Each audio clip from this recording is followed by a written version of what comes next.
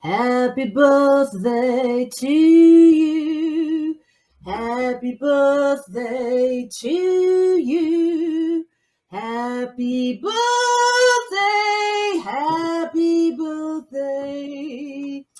Happy birthday to you. Am I blushing?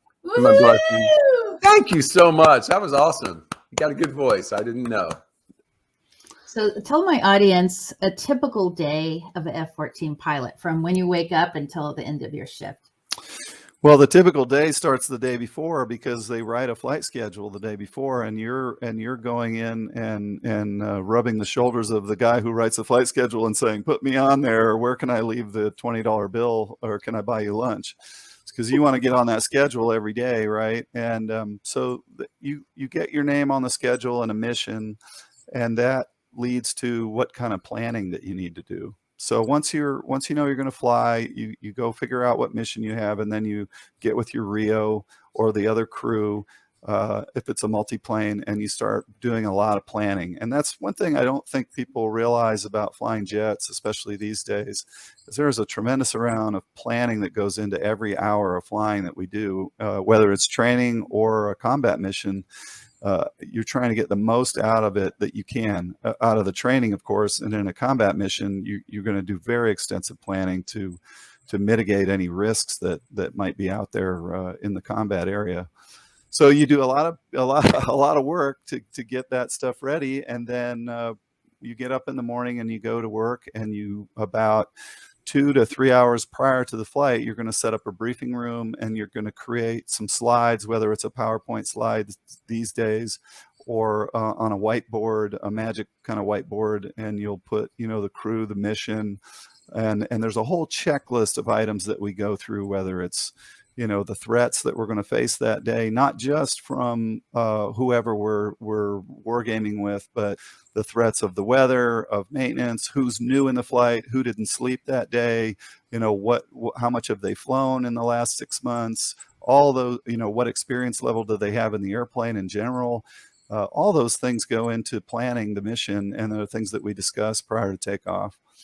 And then about an hour before the mission, we walk down to what we call in the Navy our paraloft. In the Navy, they say we're going to step. And they go down and we get our flight gear ready. Now, there's professional folks that handle all that stuff: the oxygen mask, the helmets, the parachute harness, all the survival gear, the G suits. That's their job, to maintain those things. And it's very much like a professional athlete suiting up for a football game. And you'll go into the paraloft, and they'll have all your gear ready, and they'll help you put it on as needed, and you'll get suited up, and then everybody's ready to go.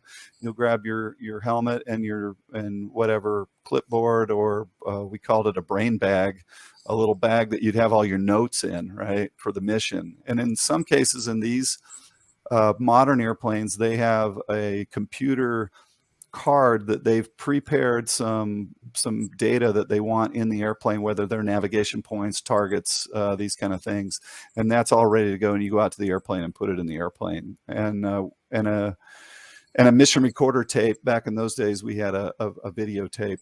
I think they're using digital recording now, of course, these days, but you'd take that with too for later use. Then you get out to the airplane. What's really cool is that they have a crew chief there. Usually one or two guys, but a main crew chief, and he's waiting for you at the airplane. We call it in the Navy a plane captain. Mm-hmm. And he's got everything ready. The ejection seat is all prepped for you to get in. The windshield is clean. The aircraft is all ready to fly. And when you walk up to the airplane, he salutes you, and you salute him back, and they'll say, "Okay, sir, the aircraft's ready to go." And you say, "Great." You'll do a walk around the jet, a pre-flight. It takes about 5-10 minutes, and just look it over. This is exactly the same on the carrier or land-based. All these things are the same.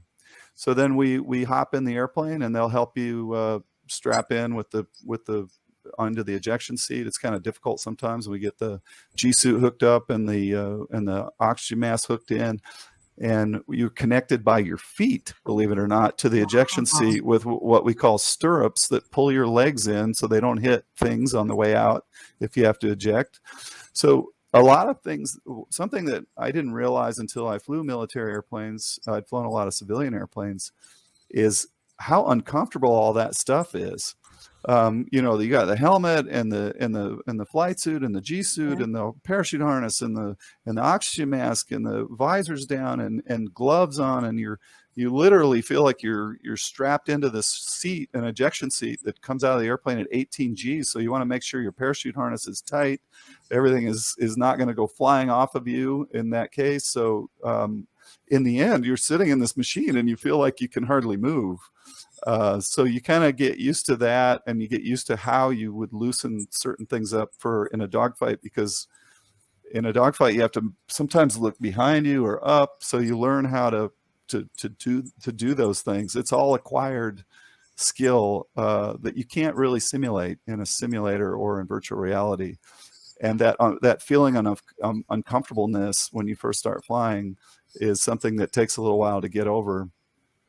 So then you strap in, the Rio says, okay, I'm going to bring the canopy down, and we make sure our hands are in so they don't get smashed, and they bring the canopy down, and then you start the engines, and you do a whole series of pre-flight checks. It takes another 10, 15 minutes where the plane captain's telling you, put the hook down, put the flaps down, get the wings out, doing all these things to make sure the airplane is ready to fly and it doesn't have hydraulic leaks or bleed air leaks or anything is wrong with the aircraft. And then once they clear you to go, you call your wingman, you look over at him, he gives you a thumbs up. And then you taxi out, and you either catapult off the ship or you taxi out of the runway and take off and fly your mission. Woohoo. Yeah, and now you're in the fun stuff, right? You know, it's very exciting, you know. And from the first second you let go of the brakes, whether you're going down the catapult, getting shot off, or going down the runway in a formation takeoff, you're just having a ball, and your head is going 1,000,000 miles an hour, because you're always, you know, the airplane goes so fast that you have to stay ahead of it. You know, just normal cruise speed, you're doing, you know, between 6 and 8 miles a minute. And then, you know, in a dogfight, a closure engagement, you know, you could be closing on each other at you know, 2,000 miles per hour. So things are happening very quickly, and you have to kind of understand that pace and get used to it. You know, that takes some time. Robert has a question. Do you see his question? What's the one plane you wish you could fly that you haven't? That's easy. I always wanted to fly the F-16. I always thought that was a great airplane. So yes, transportation mode safer than airplanes or air travel. Is there any? So the only thing safer than air travel is an elevator. That's it. Wow. Yeah. So think about that. So it is it is actually, for distances, the safest form of travel. What do you think is the dirtiest part of the airplane? The tray table. That's correct. That is correct. The tray table is the dirtiest place on an airplane. The bacteria levels found on on tray tables are even 3 times as high as levels on the toilet flush button. Well, okay, so here we were just talking about how long it takes to fly from London to New York on the Concorde when it was flying, which is too bad, by the way. That was actually on my bucket list, Cindy. I always wanted to fly the Concorde. Were you able to do that? Nope.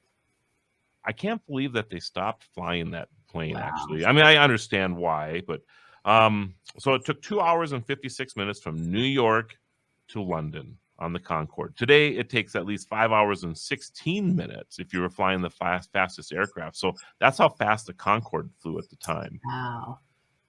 100% delays. Argentina's Fly Bondi, that's the name of the service, was the most unpunctual airline in 2021.